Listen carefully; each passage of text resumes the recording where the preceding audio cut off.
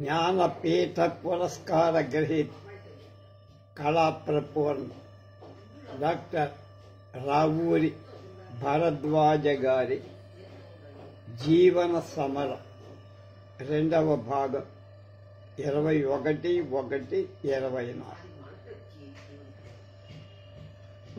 3 కథలు జీవిత చరిత్ర నిన్న తెలుసుకున్నాం. ఇవాళ రెక్కాడిన డొక్కాడదు. వేలాది సంవత్సరాల క్రిందట రాతి కొడవళ్లను కత్తులను మనిషి వాడిన మాట నిజం. అంతకు ముందు దశ కన్నా రాతి పనిముట్లను వాడే దశ చాలా మెరుగు అయిందంటలో సందేహం కూడా లేదు. అయితే రాతి పనిముట్లతోనే మానవుడు సంతృప్తి పడ్డాడా అంటే లేదు.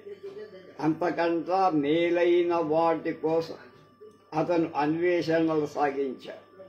ఈ కృషి ఫలితంగా లోహాలతో అతనికి నేస్తం ఏర్పడి ఈ స్నేహం అతని బతుకును అద్భుతంగా మార్చేసి ఇప్పటికీ మారుస్తోంది.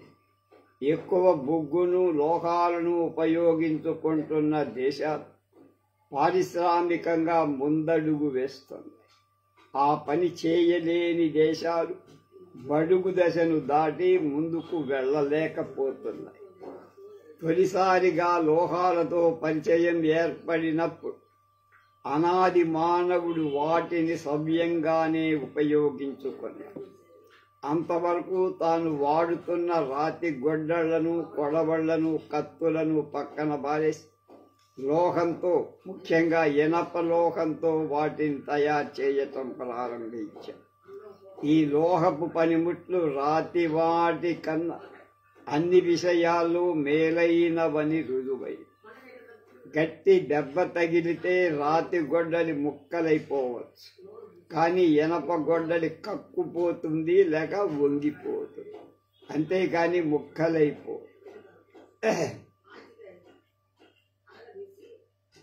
ఈ సదుపాయం ఆనాటి మానవుడికి ఎంతో శ్రమ తగ్గించి అతని కాలాన్ని పొదుపు చేసి ఆ రోజుల్లో ఈ పనిముట్లను ఏ విధంగా తయారు చేసేవాళ్ళో ఇప్పటికీ దాదాపు అదే పంపిణీ మీద తయారు చేస్తున్నారని శ్రీరాముల్ని చూస్తే తెలుస్తుంది. ఎన్నో విషయాల్లో ఎన్నెన్నో మార్పులు కొట్టవచ్చినట్టుగా కనపడుతుంది. వీటిలో కొన్నింటిని మనమెన్నడూ ఊహించి ఉండం. అది నిజమే. ఈ మార్పు అన్ని రంగాలకు విస్తరించలేదనటానికి శ్రీరాములే ఒక ఉదాహరణ. అసలాయింది ఆ ఊరే కాదు, వారి పూర్వీకులు భీమవరం ప్రాంతంలో ఉండేవారు. అక్కడ పొట్ట జరక కంచం మంచం నెత్తినేసుకొని బెదవాడ దాకా వచ్చారు. ఇక్కడ కూడా ఎమడలేక ఉయ్యూరు దాదాపులో స్థిరపడ్డారు. మా ఊరే ఉయ్యూరు. స్థిరపడిపోయారంటే ఆర్థికంగా కాదు, మరింక అక్కడి నుంచి కదలినా కుదురుకోవడం కష్టం కనుక అక్కడే ఉండిపోయారు. కమ్మరం శ్రీరాములకు అసలు కొత్త కాదు.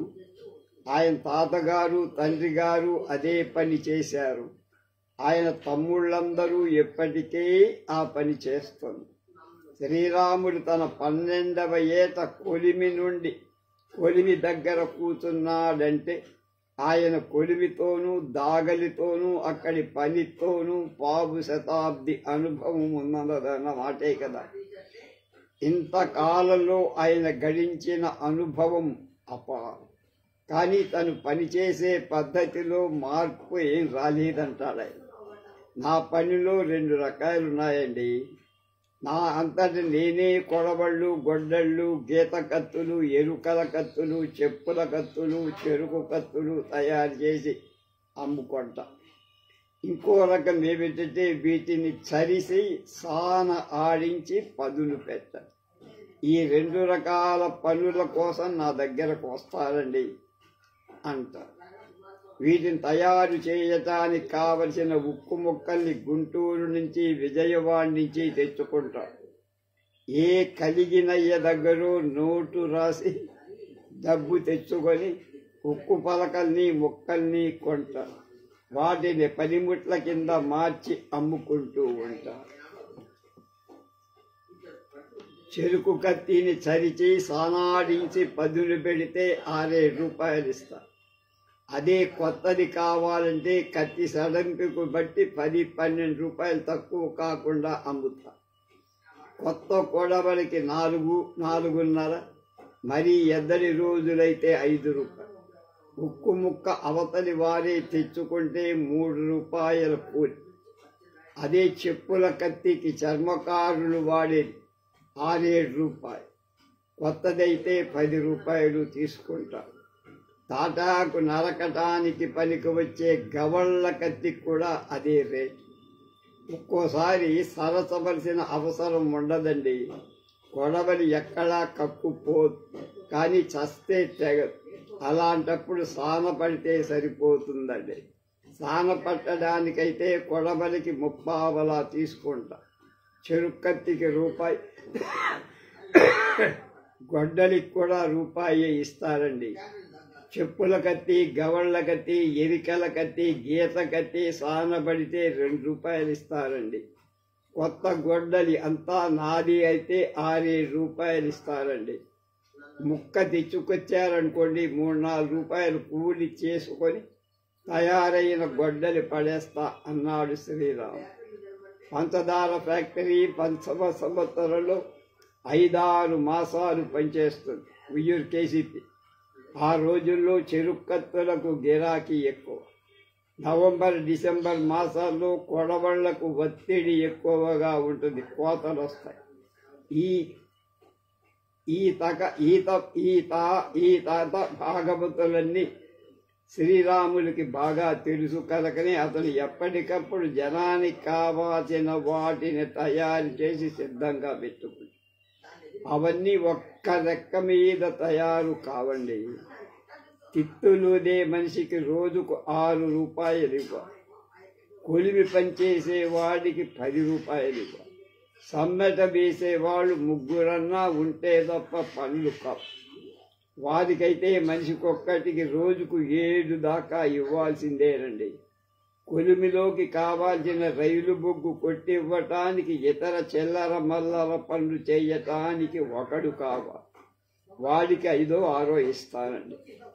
సాన లాగటానికి 2 మనుషులకు కలిపి రోజుకు 15-16 రూపాయలు ఇస్తానండి అన్నాడు శ్రీరామ్.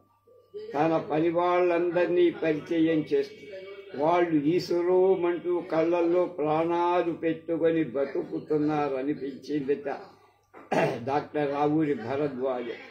కొలిమి వేడికి నెత్తురంతా ఆవిరైపోయి మలాటాతో సరికి రెక్కలు ముక్కలు చెక్కలైపోయాయి.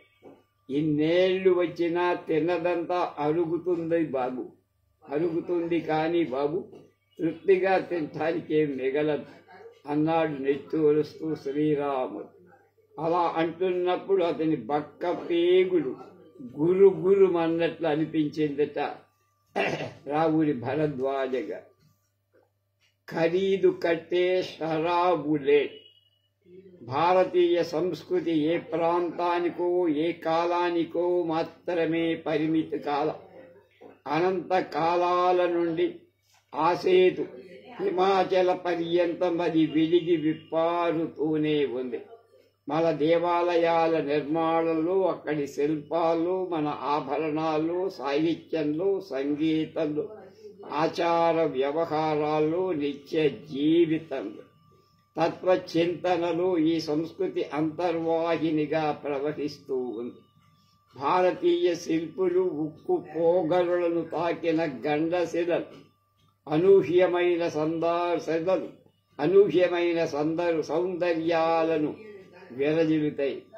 ఈ నల్లని రాళ్ళలో ఏ కన్నులు దాగినో అని శ్రీనారాయణ రెడ్డి గారి పాట ఉంది కదా. మన ప్రతిభా ప్రభావాలకు ఈ శిల్ప సంపద ఒక చక్కని ప్రతీక అన్నారు రాధాకృష్ణ పండితుడు. ఈ ప్రతిభా సాధనాలకు వారసుడే మన ఆగమయ్య. ఆగమయ్య చేతిలో నల్లరాళ్లు నలువరాణులుగా మారటం, బండరాళ్లు అందాల బొమ్మలుగా రూపెత్తడం చాలా బాగుంది. ఒక రాయిని చూస్తేనే దాని చహరాలన్నీ ఇట్టే గ్రహించగలడు ఆగమయ్య. ఆ రాయి ఏ శిల్పానికన్నా పనికొస్తుందో రాదో కంటి కొసతో చూసి చెప్పేస్తా. ఒక్కో రాయి పైకి బాగానే ఉంటుంది కానీ లోపల దోషం ఉంటుందట. అలాంటి రాళ్లు శిల్పాలు చెక్కడానికి అస్సలే పనికి రాదంట. అతని పూర్వీకులది కర్నూలు మండలం. అక్కడ కొంత భూవసతి కూడా ఉంది. కానీ ఆ పొలం తొండలు గుడ్లు పెట్టడానికి తప్ప ఎందుకు పనికిరాదు, పంట పండదు. బనగాని పల్లె నవాబుకు మా నాన్న రాతితో మంచం చేసిచ్చారు. అంతా మామూలు మంచంగానే ఉంటుందండి. 4 కోళ్ళు, 2 నిలువు పట్టెలు, 2 అడ్డ పట్టెలు, పైకి కనపడేలాగా కూసాలు, అంతా మామూలువేనండి. కొయ్య కోళ్లను కూడా ఆ విధంగా తలని పెట్టాలంటే ఇప్పుడు కుదరదు. నొలక తప్ప అంతా రాతితో చేసింది, దానికి నొలకలేవాళ్ళ. మళ్ళా అదంతా ఒక్క రాయితోనే చెయ్యాలండోయ్, ఒకే రాతితో ఇదంతా జరగాలి అన్నాడు. ఆగమయ్య పాత జ్ఞాపకాలను కళ్ళ ముందుకు తెచ్చింది. అసలు అలా మంచాన్ని నేయటానికి పూనుకోవటమే ఆశ్చర్యం. ముందుగా అందుకు పనికొచ్చే రాతిని ఎన్నుకోవాలి. అదో గొప్ప యజ్ఞం చేసినంత పని. ఆ తరువాత దాన్ని పట్టెలుగా, మంచం కోళ్లుగా మలచాలి. మలచడంలో కాస్త పొరపాటు జరిగి కొద్దిగా బెచ్చిక రాలిపోయిన అంతదాకా పడిన శ్రమ యావత్తు బూడిదప్ప. ఒక సందర్భంలో అలా జరిగింది కూడా. అమ్మవారి విగ్రహం చేస్తున్న 4 అడుగులకు పైగా ఉంటుంది ఎత్తు. అంతా శాస్త్ర ప్రకారం, సంప్రదాయ ప్రకారం ఉండాలి కదా. కాలి వేళ్ల మట్టెలు చెక్కుతున్నా. ఏ దోషం తగిలిందో, ఏ దిష్టి తగిలిందో తెలియదు. సగానికి సగం పాదం విరిగి ముందు పడిపోయి నా ఆవజీవాలు కుంగిపోయి సాటి వాళ్ల ముందు తల నేల పడినంత పనైపోయి 2 రోజులు గంగ ముట్టలేదంటే నమ్మండి, అంటే మంచినీళ్ళు కూడా తాగదు. మా పెద్దన్నయ్య సముదాయించారు. ఇది 10 కాదనుకొని ఈసారి దేవాలయం ముందే కూర్చున్నా. చుట్టూ గోనె పట్టాలు కట్టించుకున్నా. ఎవరిని లోపలికి రానివ్వల. నేల మీద 6 రోజుల్లా అమ్మ విగ్రహం తయారు. 6 రోజుల కల్లా అమ్మ విగ్రహం తయారు. అన్ని రోజులు ఒంటి పూట భోజనం తప్ప సాయంకాలాలు పలహారాలు కూడా ఎరగనండి అన్నాడు ఆగమయ్య. ఎంత దీక్షతగా చేశారు. అది ఎప్పుడూ జరిగిన సంగతి. ఒక విశ్వాసంతో, నమ్మకంతో, దీక్షతో తినడానికి ఉండి కూడా ఒక్క పూటనే భోజనం చేశాడు ఆగమయ్య. అప్పుడు అతని నమ్మకాలతో, విశ్వాసాలతో పని లేదు. ఇప్పుడు మాత్రం తరచుగా ఒక్క పూటే 4 మెతుకులు నంచుకుంటున్నాడు. ఇందుకు కారణం దీక్ష కాదు, విశ్వాసం కాదు, అక్షరాల దరిద్రం కాదు. శాస్త్రాలను, సంప్రదాయాలను గురించి ఎంత చక్కగా మాట్లాడే ఆగమయ్య ఏమీ చదువుకోలేదంటే ఆశ్చర్యమేస్తుంది. ఈ శాస్త్ర రహస్యాలన్నీ వంశపారంపర్యంగా వాళ్ళకి వస్తాయి. ఈ వివరాలన్నీ తనతోనే నశించిపోతున్నందుకు కూడా అతను చాలా బాధపడ్డాడు. లాభం లేదండి, ఈ వృత్తిని నమ్ముకుంటే పొట్ట గడవదు. జనంలో దేవుడి మీద నమ్మకం తగ్గిపోదు. ఉన్న గుళ్ళు గోపురాలే మాగుడేసిపోతుంటే కొత్తవి కట్టిండేదెవరు, చెత్తించేదెవరు చెప్పండి అన్న. అలా కట్టించే పుణ్యాత్ములు ఉన్నప్పుడు కదా నాలాంటి వాళ్ళ అవసరం అన్నాడు. ఆగమయ్య బాధతో నిండిన ముఖాన్ని చిరు నెర్రిలిచ్చిన అరచేతులతో రుద్దుకుంటూ శిల్పాలు చెక్కించేవారు లేక అడపాదడపా ఎక్కడో 100కి 1,000కి ఒకరున్నా వారిచ్చేది గిట్టుబాటు కాక ఆగమయ్య ఆ వృత్తిని దాదాపు మానేశారు. శతాబ్దాల తరబడిగా శిలలతో కలిసి మెలిసి కలగలిసిపోయిన అతడి విద్య, తరాల నుండి రమణీలలామలను ఆవిష్కరించిన అతని ప్రతిభ ఇవాళ పీడికడు మెతుకుని అతనికి అందించలేకపోతే, అందుకే అతనిప్పుడు రాళ్లకు కుందులకు కక్కు కొడుతున్నాడు. పత్రాలు తయారు చేస్తున్నాడు, రుబ్బురోలు పత్రాలు. సన్నెకళ్ళు తయారు చేస్తున్నారు, నోటానికి ఆయుర్వేదం మందు. అది లాభం లేదు బావుగారు. ఒక రోలు కొంటే 2 తరాలు వస్తాయి. ఒక పత్రంలో 10 కుటుంబాలు గడుపుకుంటాయి. ఇందులోనూ బోలెడంత పోటీ. ఇప్పుడు వీటిని అందరూ తయారు చేస్తున్నారు. కారు చవకగా అమ్ముతున్నారండి. ఒక్కొక్కసారి కూలి కూడా గిట్టదండి అన్నాడు ఆగమయ్య బొంగురు గొంతిపోయిన గొంతు. అది నిజమే, కానీ అంత మాత్రాన కుటుంబ ఖర్చులేం తగ్గవు కదా. బతికున్నంత కాలం ఈ జానుడి పొట్టకు గంజో గొటకో ఇంత పొయ్యాల్సిందే కదా. అందుకోసం అతను కాళ్ళు కొట్టే పనికి కూడా తయారయ్యా. ఏ అయ్యనో కాళ్ళు కడుపు పట్టుకొని 400 తెచ్చుకున్నాడు. ఆ 400 4 ముఠాలకు అడ్వాన్సుగా ఇచ్చి కంకర కొట్టించాడు. తయారైన కంకరను రోడ్ల కాంట్రాక్టర్కు అమ్ముదాం. కూలీకి ఇవ్వాల్సింది ముద్దర శుద్ధిగా ఇచ్చేసి మిగిలిన దాంతో ముడుచుకుందామని అనుకున్నాడు. 2 విడతల దాకా బాగానే జరిగింది. పెద్దగా మిగిలి సచ్చింది లేకపోయినా కటిక పస్తులు మాత్రం చెయ్యాల్సిన బెడద తప్పిపోయింది. అంతా నాశనమైపోయిందండి బాబుగారు. అడ్వాన్స్ తీసుకున్న వాళ్ళు బాకీ తీర్చకుండానే మకామిచ్చేశారు. ఎక్కడికి వెళ్ళారో కూడా తెలియదు. నేను వెతకను కూడా లేదు. వెతికితే కనిపించారు అనుకోండి, ఏం లాభం చెప్పండి. వాళ్ళ దగ్గర ఏమేముంటుంది కనుక వాళ్ళ దగ్గర ఏముంటుంది వసూలు చేయటానికి అన్నాడు నిర్లిప్తంగా. మొక్కవోయిన సుత్తి కేసి చూసి అది కూడా ఆగమయ్య బతుకులాగానే ఆగమైపోయింది, బండబారిపోయి.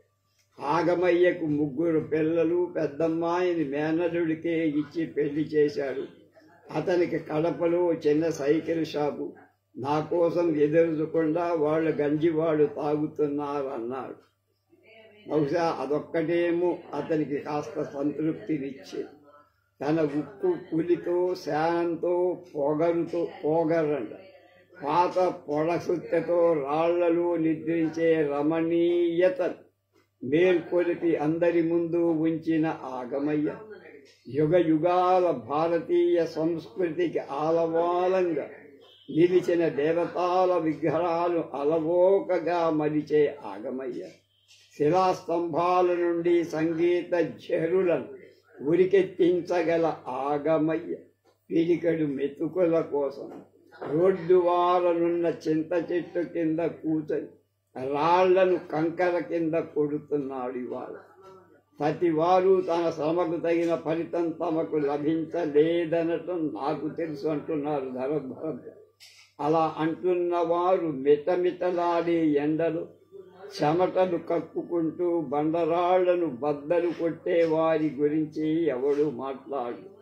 కనీసం ఆలోచించనన్నా ఆలోచించు.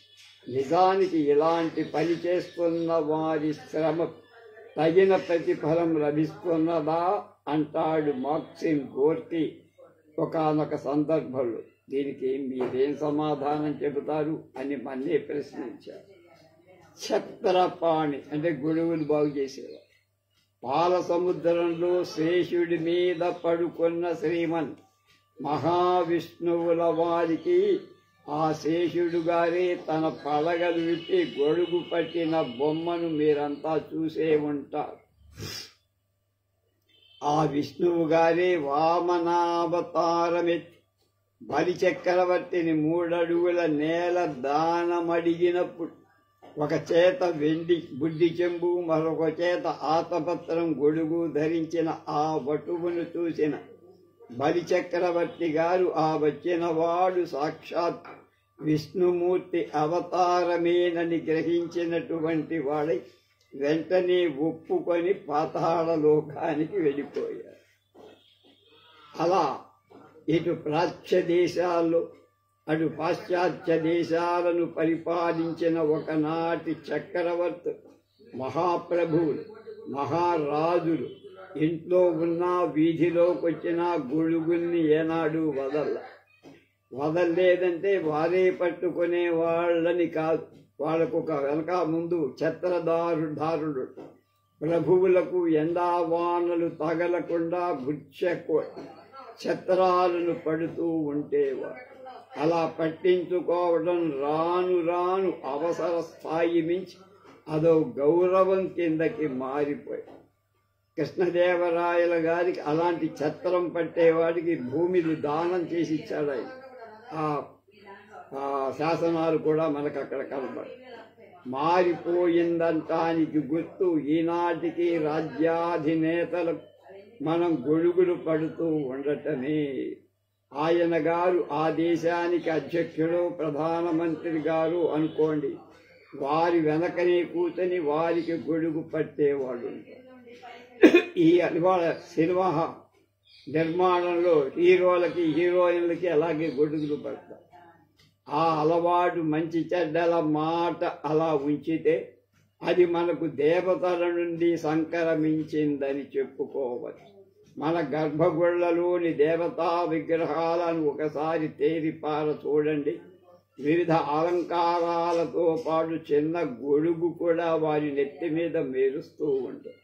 స్వదేశ సంస్థానాలు రద్దు కాకముందు ప్రతి మహాప్రభువు దగ్గర కొందరు ఛత్రపాణులుండేవారు. వారి పని ప్రభువులకు గొడుగులు పట్టడం. ఆ పని చేసినందుకు గాను వాళ్ళకి భారీగా వేతనాలు కానుకలు ఇచ్చేవాడు ప్రభు. కొందరైతే మాన్యాలే రాసిచ్చారు ఈ పని చేస్తున్న వాళ్ళు. కటిక పేదలు ఎండా వానల నుండి రక్షణ కోసం ఏ తాటాకును ఎత్తిన వేసుకుంటే కాస్త కలిగిన వారు తాటాకు గొడుగు వేసుకునేవాడు. మా చిన్నప్పుడు ఉండేది అదే. మహారాజు అయితే ముత్యాల గొడుగులు పట్టించుకొని. అయితే ఈ చరిత్రకు మన శంకరయ్యకు ఏం సంబంధం లేదు. అతనికి ఇన్ని సంగతులు, ఈ గొడుగుని గురించిన సంగతులు తెలుసునో తెలియదో నాకు తెలియదు. శంకరయ్యది అసలు ఈ వృత్తే కాదు. అతని నాన్నగారు, ఆ నాన్నగారి నాన్నగారు ఓ చిన్న రాజాగారి దగ్గర పనిచేసేవారు. ఏం పనో విశదంగా చెప్పడానికి శంకరయ్య నిరాకరించారు. ఆ పనిలో ఉన్నంతకాలం సంసారం బాగానే గడిచి, రాజాగారు నాకు బాగా గుర్తేనండి. ఎర్రగా బొదబొదలాడుతూ ఉండేవారు. బొడ్డు కిందకి లాగు కట్టుకునేవాడు. అన్ని వేళ్లకు మెరిసే ఉంగరాలుండేవి. లంకంత లోగిలి, ఇంటి నిండా పనివాళ్ళు. రాజాగారు ఎప్పుడూ మద్రాసులోనే ఉండేవారు.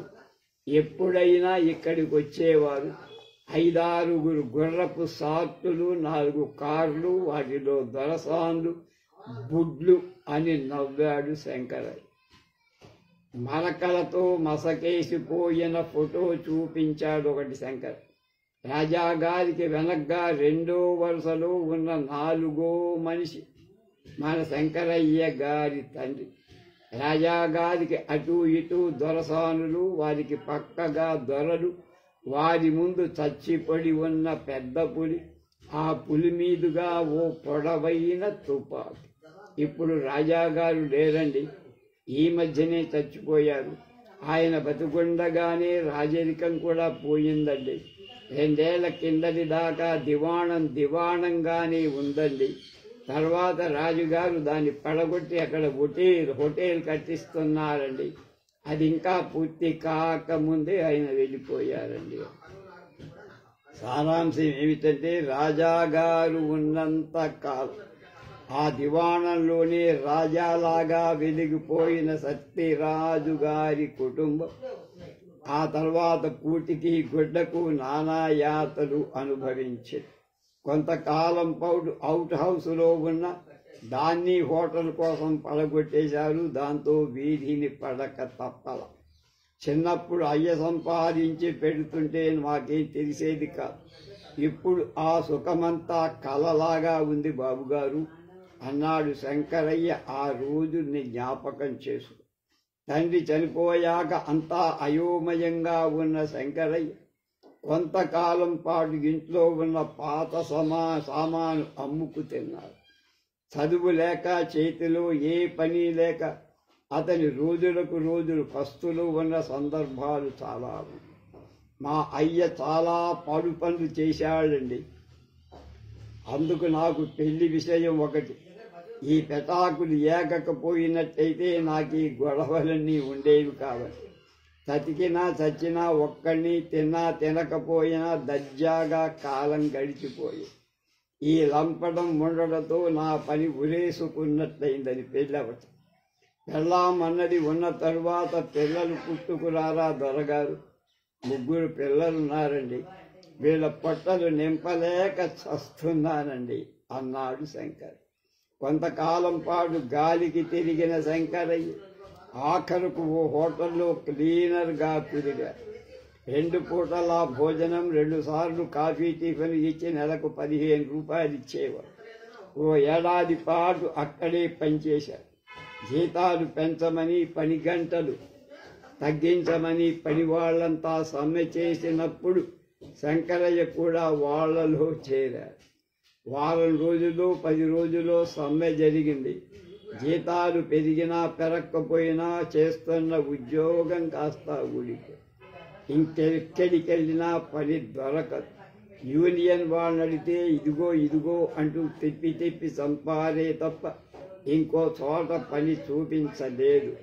నాకసలు గొడుగులు బాగు చేయటం చేతనే కాదండి. ఆకలి నాకు ఈ పని నేర్పి. ఇందులో పెద్దగా నేర్చుకోవాల్సింది కూడా ఏం లేదండి. కాస్త బుర్రను ఉపయోగిస్తే ఎక్కడ చెడిపోయిందో దాన్ని ఎలా బాగు చేస్తే సరిపోతుందో తెలిసిపోతుందని మొదట నాకు తెలియదు. క్రమంగా అన్నీ నేనే నేర్చుకున్నాను అన్నాడు శంకర్. ఇప్పుడు అతని దగ్గర పాత గొడుగు చొవ్వలు, గుబ్బలు, కుప్పెలు, ఉక్కు తీగలు, కట్లు, అవర్లు, అలాగే పొన్నులు, రింగులు చాలా ఉన్నాయి. రకరకాల గొడుగుల్ని చూస్తేనే వాటి జబ్బేమిటో సులభంగా గ్రహించగల. కొత్త అవరు వేస్తే దాని ఖరీదు కాక ₹1 తీసుకోండి. చువ్వలకు గుడ్డకు కూడా ₹1 తీసుకుంటారు. గొడుగు చివర కొత్త పొన్ను బిగిస్తే 30 పాతదైతే 30-40 పైసలు తీసుకుంటారు. బెట్టు చెడిపోయిందనుకోండి, పాతది బాగు చెయ్యమని ప్రాణం చేస్తా. దానికేమో టెంపర్ ఉండదు. కొత్తది వేసుకోమని సలహా ఇస్తా. కొంతమంది వినరు బాబు. ఇక చేసేది లేక జవగారుతో పాతదాన్నే ఉంచి అప్పటికప్పుడు పనిచేసేలా అమరుస్తా.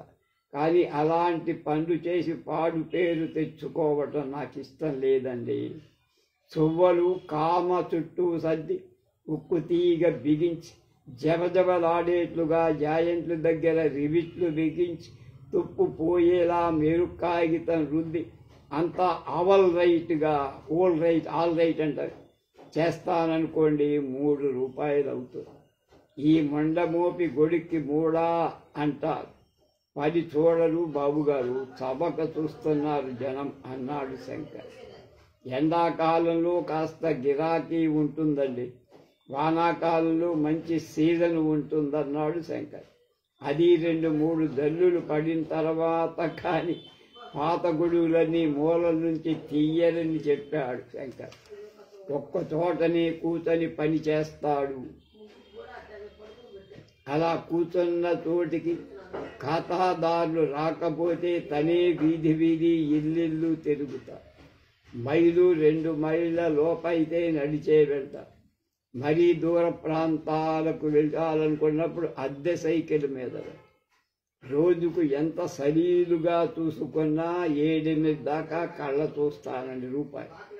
ఈ సీజన్ కాస్త దాటితే మళ్ళా దినపస్తులేనండి.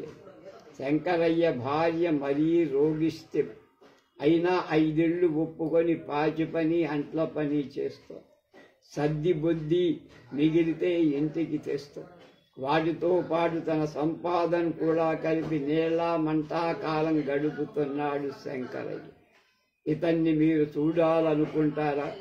విశాఖపట్నం మహారాణిపేటలో కానీ, దూడావారి వీధిలో కానీ, మార్కెట్ దగ్గర కానీ, యూనివర్సిటీ రోడ్డు వారలో కానీ ఇన్ని పాత గొడుగుల్ని ముందేసుకొని వాటిని బాగు చేస్తూ కనిపిస్తాయి. ఎన్నో వేల మందికి ఎండ వానల బాధ లేకుండా గొడుగుల్ని బాగు చేసి ఇస్తున్న శంకరయ్య మిటమిటలాడి ఎండకు జోరున కురిసే వాన ఏ పాత తూరు చాటునో తలదాచుకోవటం మన సమాజ స్థాపనకు ఒక మచ్చు తొనక అని చొరకంటించారు మనకు.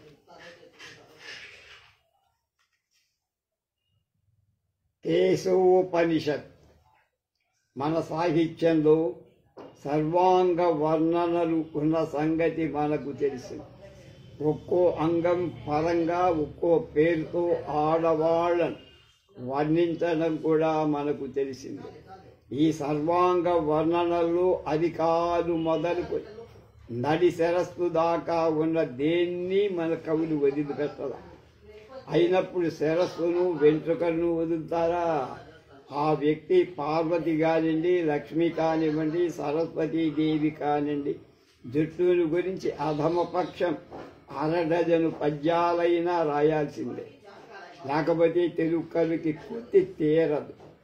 అప్పుడప్పుడు మగవారి జుట్టుని గురించి కూడా కొంత రాశారు. కానీ ఆ మగవారు మరీ గొప్పవారు అవతార పురుషులో అయితే తప్ప జుట్టు దాకా పోయేవాళ్ళు కాదు. జుట్టుకు సాహిత్యంలోనే కాదు నిత్య జీవితంలో కూడా మంచి స్థానమే ఉంది. బట్టతల వారి వైపు వింతగా చూసినట్లే వంకుల జుట్టు ఉన్న వాళ్ళకేసి ఆసక్తిగా చూస్తాం. జుట్టు పెరగటానికి, నిగనిగలాడటానికి, నల్లగా వంకులు తిరగటానికి తోడ్పడే తలనూనెల ప్రకటన మనం రోజు పత్రికల్లో చూస్తున్నాం కదా.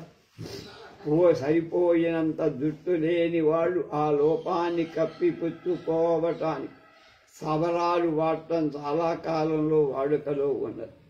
అసలు సవరము అంటే చమరీ మృగం తోక అని కొందరు, చమరీ మృగం ఒంటి మీది వెంట్రుకలు అని మరికొందరు నిఘంటుకారులు రాశారు.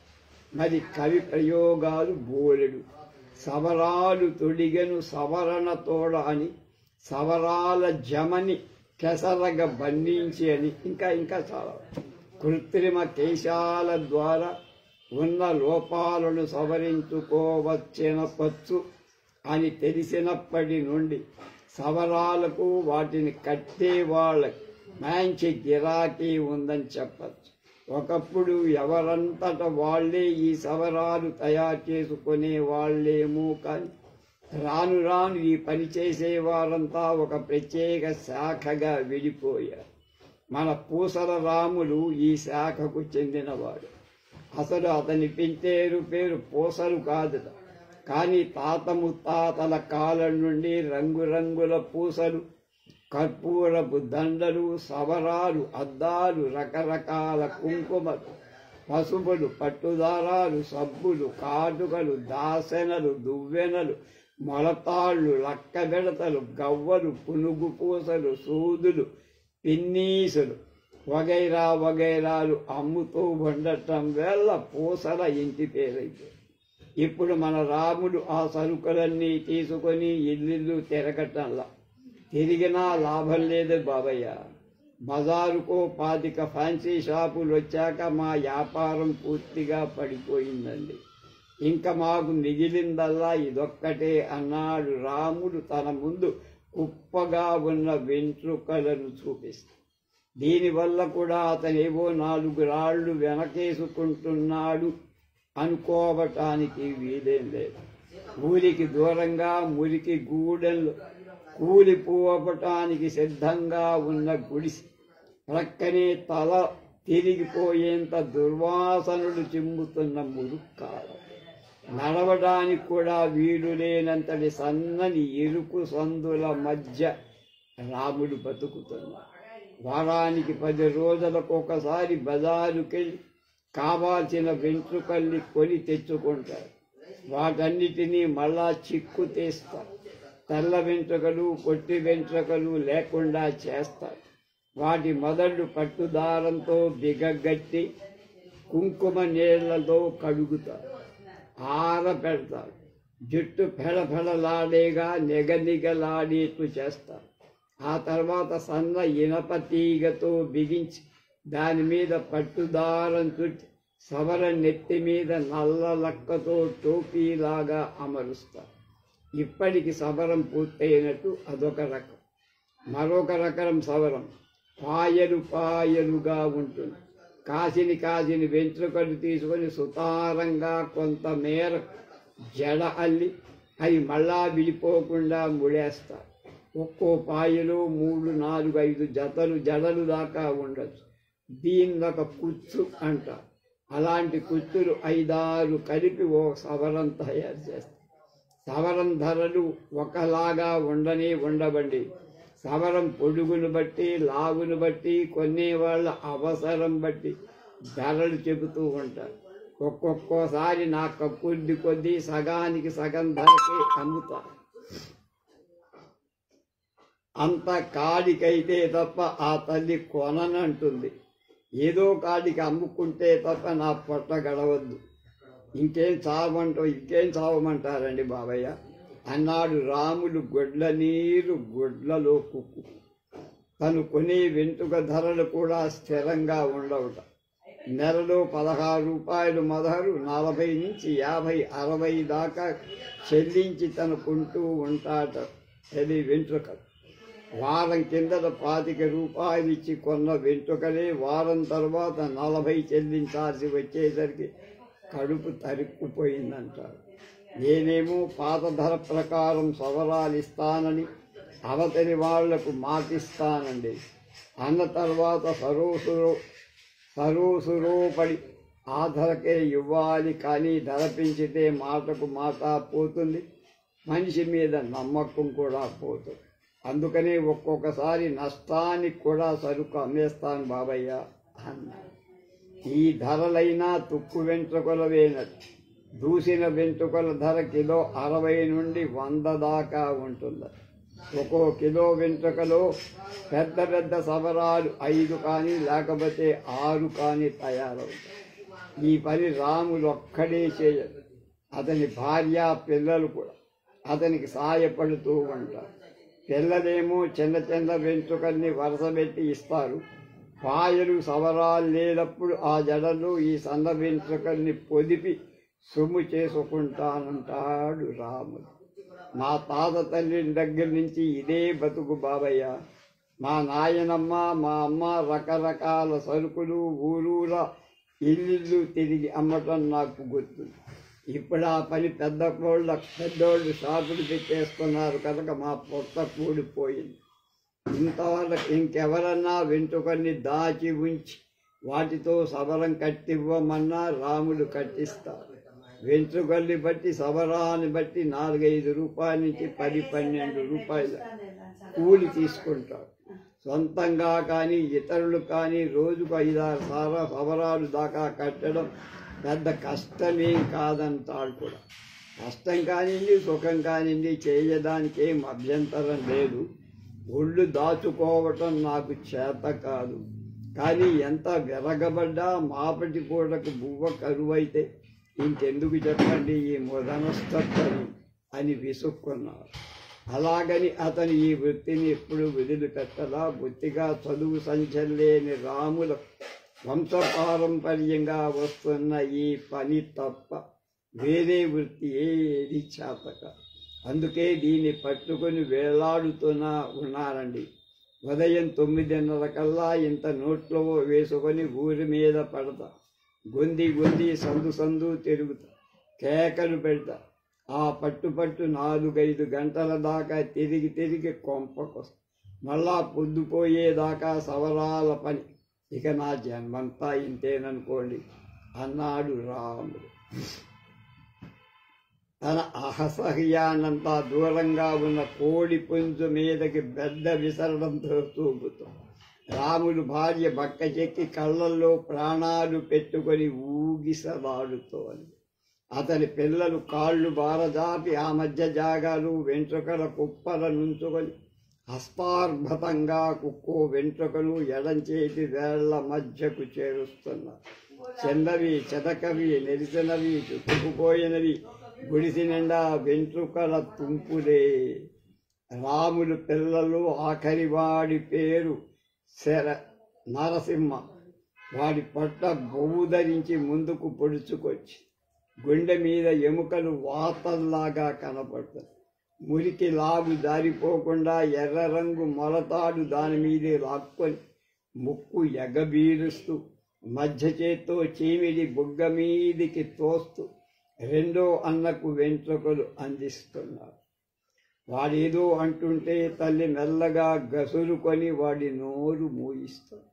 ఎన్నో వందల మంది కేశ సౌందర్యాన్ని పరోక్షంగా ప్రత్యక్షంగా సాయం చేసిన రాములు జుట్టు చిందరబందర జీబురుగా ఉన్నా సహించాడు. కాని తన పెళ్ళాం తిరుపతమ్మకు ఒక్క సవరం కనీసం పనికిరాని వెంట్రుకలతో తయారు చేసిందైనా ఇంతవరకు ఇవ్వలేకపోయాట పాపం.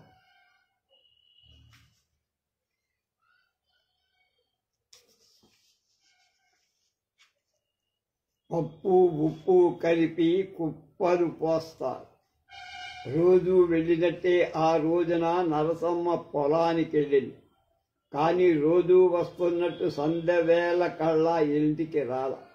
ఇదిగో వస్తోంది, అదిగో వస్తోందంటూ బసవయ్య జాము పొద్దుపోయిందాకా చూశాడు. అయినా అంతూ పొంతూ లేదు.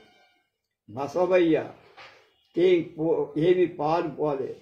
శేషగిరిని ఇంట్లో ఉండమన్నాడు. కానీ తను వస్తా అన్నాడు శేషగిరి. ఇద్దరూ కలిసి పొలం వచ్చారు. పిల్లి పెసర చేను ఒడ్డున నరసమ్మ చచ్చిపడి ఉంది. చచ్చిపోవడం అంటే నాకేం తెలియదండి. మా అమ్మ నిద్రపోతున్నట్లుగా ఉంది.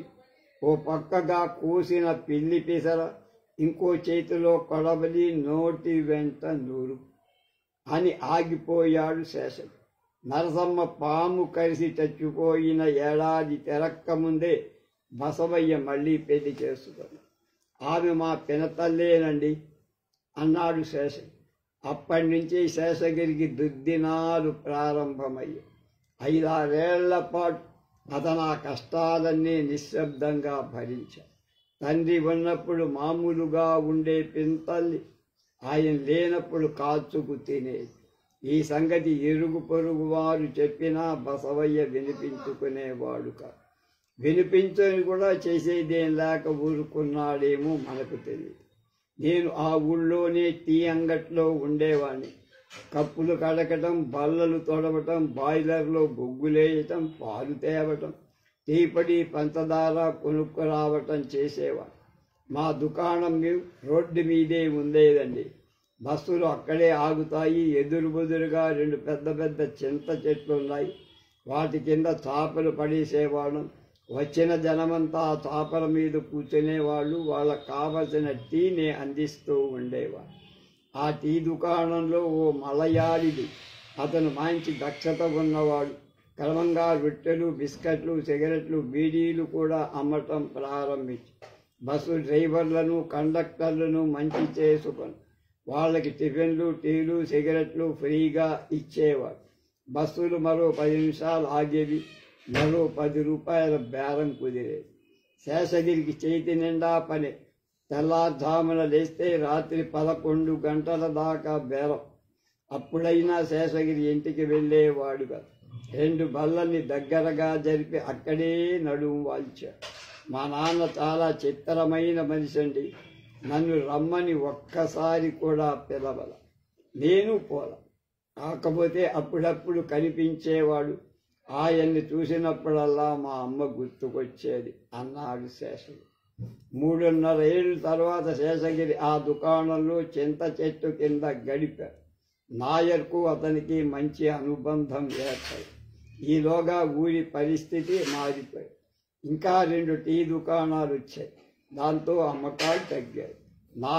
నాయర్ మలయాళ నుండి దేశం నుండి వచ్చాడు కనుక మిగిలిన దుకాణం వాళ్ళు స్థానికులు. ఇంకా ఆ దుకాణాన్ని కనిపెట్టగలుగుంటే మట్టి కొట్టుకుపోయేవాడు. అతను ఆ షాపును సామాన్తో సహా 4,000 చిల్లరకు అమ్మేసి పట్నం చేరుకున్నాడు.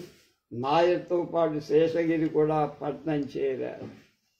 10,000 రూపాయల సినిమా హాల వాళ్లకు వడ్డీ లేకుండా ఇచ్చి వీధి వైపున టీ దుకాణం తెరిచారు. ఈలోగా అతని తమ్ములు కూడా వచ్చారు. బేరం అందుకోని అందరూ కష్టపడి పనిచేసేవాడు. అందువల్ల నా అవసరం వారికి లేకపోయిందన్నాడు శేష. అయినా శేషగిరిని వాళ్ళేం పొమ్మల్లా. వారే బండి చేయించారు, లైసెన్స్ తీసుకొచ్చారు. సరుకులు కొనటానికి 200-300 మదుపు పెట్టారు. ఈ కొత్త వ్యాపారం ప్రారంభించి ఈ వ్యాపారం శేషగిరికి కొత్త గాని నాయర్ రెండవ తమ్ముడికేం కొత్త కాదు. అతను చాలా కాలంగా గుంటూరులో ఈ బేరం చేస్తూనే ఉన్నాడు.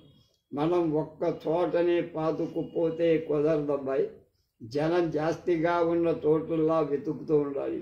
ఉదయం మధ్యాహ్నం స్కూళ్ల దగ్గర గిరాకీ, సాయంకాలం బస్టాండులో సినిమా హాల్స్ దగ్గర ఉండాలి అని సలహా ఇచ్చాడు శంకర్.